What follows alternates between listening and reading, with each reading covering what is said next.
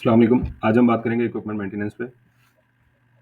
Equipment maintenance basically एक तरह का कंप्लेंट मैनेजमेंट सिस्टम है जो कि आपके इक्विपमेंट्स की खराबी की सूरत में एक डिपार्टमेंट से दूसरे डिपार्टमेंट में मेंटेनेंस के लिए जो है रिक्वेस्ट क्रिएट करने का लिए इस्तेमाल किया जाता है। अदरवाइज़ इसमें आप जनरल कंप्लेंट्स भी जो है वो लॉग कर सकते हैं। और सेकेंडली इसका एक मकसद ये भी होता है कि आपके पास जो इंफ्रास्ट्रक्चर मेंटेनेंस होती है उस मकसद के लिए जो वर्क ऑर्डर बनाना या किसी इक्विपमेंट के अंदर कोई ख़राबी आ जाने की सूरत में उसकी कंप्लेन बनाना ताकि वो अपने डिपार्टमेंट में जाए कंप्लेन और उस कंप्लेन के अगेंस्ट एक्शन लिया जाए।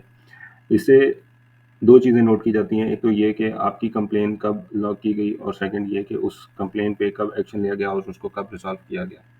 ठीक है? इसमें सबसे पहले कुछ सेटअप्स दिए गए हैं जिसमें फर्स्ट सेटअप जो है वो है एरिया। एरिया बेसिकली आपके हॉस्पिटल के एरियाज़ को डिफ़ाइन करता है कि आपके हॉस्पिटल के किस एरिया की कंप्लेन है। सेकेंडली आप इसमें जो एक ऑप्शन है इक्विपमेंट स्पेसिफिकेशन का, यहाँ पे आप अपनी तमाम इक्विपमेंट्स की क्रिएशन करते हैं और तमाम इक्विपमेंट्स की स्पेसिफिकेशंस क्रिएट करते हैं ताकि जब आपकी कंप्लेंट्स लॉक की जा रही हों तो उस वक्त आप अपना इक्विपमेंट सेलेक्ट कर लें और बता सकेंगे इस इक्विपमेंट के किस पार्ट में क्या खराबी है।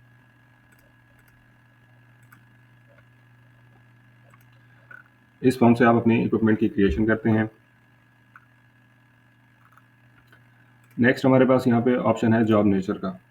जॉब नेचर से मुराद ये है कि आपकी किस टाइप की जॉब्स हैं और वो किस नेचर की जॉब्स हैं और किस डिपार्टमेंट में वो जॉब्स जो हैं रिजॉल्व की जाती हैं। तो इस मकसद के लिए आप अपनी तमाम जो हैं जॉब नेचर्स क्रिएट करते हैं। जॉब नेचर क्रिएट करने के लिए यहाँ पर पेरेंट और चाइल्ड का कॉन्सेप्ट दिया गया है। पेरेंट और चाइल्ड क्रिएट करने के लिए आप सिंपली अपना कोई भी डिपार्टमेंट क्रिएट करते हैं। उस डिपार्टमेंट के अंदर जो कंप्लेंट्स जानी होती हैं उनको एज ए चाइल्ड आप क्रिएट करते जाते हैं। इस तरह से आप अपनी तमाम जॉब नेचर्स क्रिएट कर लेते हैं। इसके बाद जो हमारे पास सेटअप है वो है department wise job nature. Department wise job nature के फॉर्म से आपने अपने तमाम डिपार्टमेंट्स के साथ उनकी जॉब्स को जो है मैप करना होता है। आपने जितनी भी जॉब नेचर्स क्रिएट की हैं आप डिपार्टमेंट वाइज उनकी क्रिएशन करते हैं, उनको मैप कर देते हैं ताकि जब भी आपके किसी डिपार्टमेंट में कोई रिक्वेस्ट जनरेट की जाए, कोई कंप्लेन की जाए तो जॉब नेचर ऑटोमेटिकली उस डिपार्टमेंट में सेंड हो जाए। तो इसका मकसद इतना ही है कि आपकी कंप्लेन को खुद ही पता होता है कि उसने किस डिपार्टमेंट के में जाना है। आगे है हमारे पास डिपार्टमेंट वाइज एरिया। आपके डिपार्टमेंट के एरियाज़ भी उस डिपार्टमेंट के साथ मैप किए जा सकते हैं। मतलब अगर आपके 2 या 3 एरियाज़ हैं किसी भी हॉस्पिटल के अंदर, वो एरियाज़ आप अपने डिपार्टमेंट में मैप कर सकते हैं। इसकी एग्जांपल हम ऐसे भी ले सकते हैं कि रेडियोलॉजी के डिपार्टमेंट में आपके 2 एरिया हैं, एक एक्स-रे और एक अल्ट्रासाउंड, तो आप उनको मैप कर देंगे अपने डिपार्टमेंट के साथ। आगे बढ़ते हैं। आगे हमारे पास डिपार्टमेंट वाइज यूज़र आईडी का कॉन्सेप्ट है। डिपार्टमेंट वाइज यूज़र आईडी से मुराद ये है कि आपके जितने भी डिपार्टमेंट्स होते हैं उन डिपार्टमेंट्स के साथ आपने उनके यूज़र्स को मैप कर देना है ताकि जब भी आप कोई रिक्वेस्ट जनरेट करेंगे, कोई भी कंप्लेन लॉग करेंगे तो उस कंप्लेन को लॉग करने वाला यूज़र कौन था, किस डिपार्टमेंट से था, किस एरिया से था, उसकी जॉब नेचर्स क्या थी, उसकी जो कंप्लेंट्स थी वो किस नेचर की थी।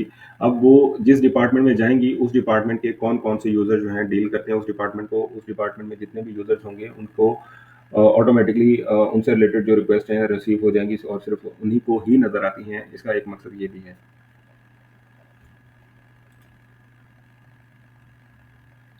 आगे ट्रांज़ैक्शन में हमारे पास यहाँ पे ऑप्शन है वर्क रिक्वेस्ट का। वर्क रिक्वेस्ट का मकसद ये है कि आपको लगता है कि आपके रूम के अंदर अगर कोई इलेक्ट्रिसिटी का कोई वर्क करवाना है, उसमें कोई खराबी आ गई है, तो उस मकसद के लिए आप अपनी वर्क रिक्वेस्ट जनरेट करते हैं।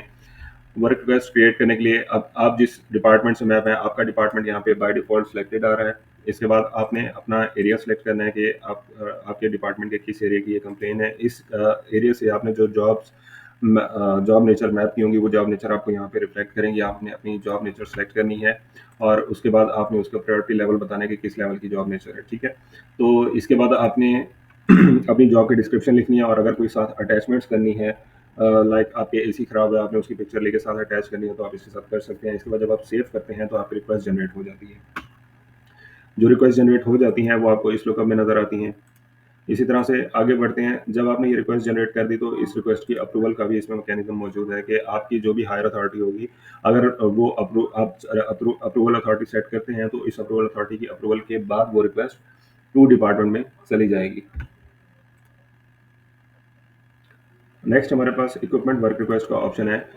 अगर आपके किसी इक्विपमेंट के अंदर खराबी आ गई है, लाइक आपके बायोमेडिकल डिपार्टमेंट के कुछ मशीन्स हैं, उनके अंदर कोई खराबी आ गई है, तो उस मकसद के लिए आप यहाँ पे डायरेक्टली अब अपने इक्विपमेंट को सिलेक्ट करेंगे। जो आपने मास्टर सेटअप्स में इक्विपमेंट स्पेसिफिकेशंस क्रिएट की थी, जो इक्विपमेंट्स जितने भी आपने क्रिएट किए थे, ये उन इक्विपमेंट्स की कंप्लेंट्स के लिए इस्तेमाल होता है फॉर्म।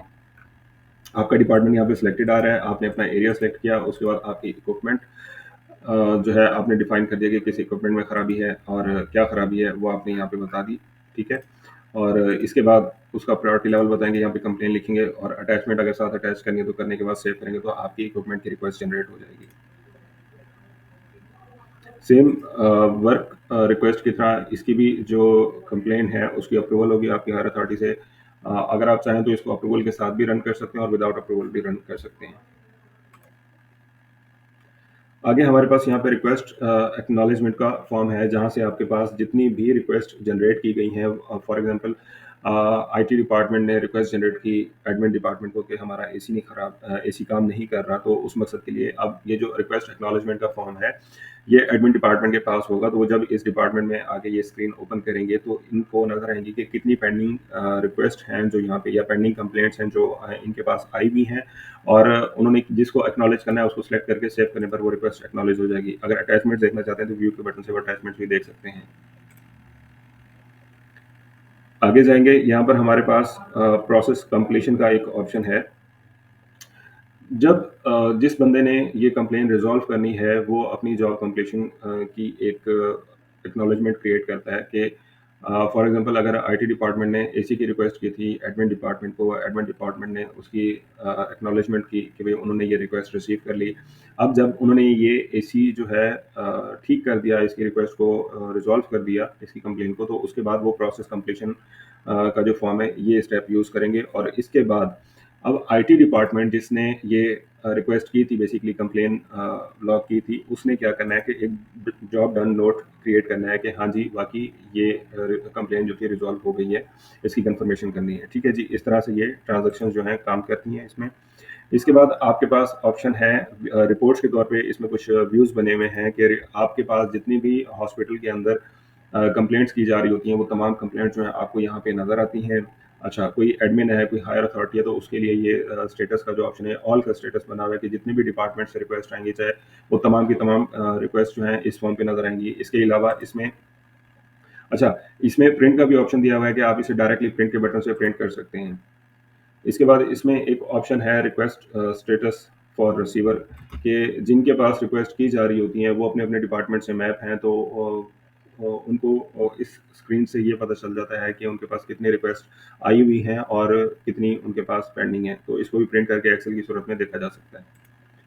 लास्ट में हमारे पास इसमें एक ऑप्शन है रिक्वेस्ट स्टेटस फॉर रिक्वेस्टर। इस फॉर्म का मकसद ये है कि आप आपने अगर कोई कंप्लेन रिक्वेस्ट की है तो आपका अपना एक स्टेटस का व्यू होगा, एक स्क्रीन होगी जिससे आप देख सकते हैं कि आपने जितनी भी रिक्वेस्ट की हैं वो कितनी प्रोसेस हो चुकी हैं और कहाँ तक जो है उनकी स्टेटस है किसी भी रिक्वेस्ट का।